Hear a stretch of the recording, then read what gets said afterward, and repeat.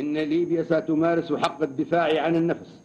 وفقا للمادة 51 من ميثاق الأمم المتحدة، وللأسف وفقا لذلك ستكون الأهداف البحرية والجوية عسكرية أو مدنية معرضة لخطر حقيقي في البحر المتوسط، حيث إن منطقة البحر المتوسط وشمال أفريقيا صارت بفعل هذا العدوان العسكري السافر وهذا التصرف غير المسؤول صارت ميدان حرب فعلية،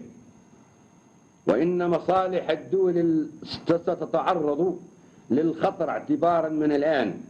في منطقة البحر المتوسط بسبب هذا التصرف العدواني الجنوني الذي ليس له ما يبرره إطلاقا عدا كون عدوان استعماري صليبي كفيل بإشعال حرب صليبية ثانية على نطاق واسع.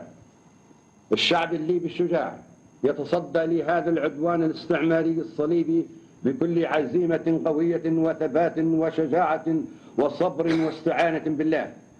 يدعو شعوب ومواطني الأمة العربية والإسلامية والأفريقية وشعوب أمريكا اللاتينية وآسيا وأفريقيا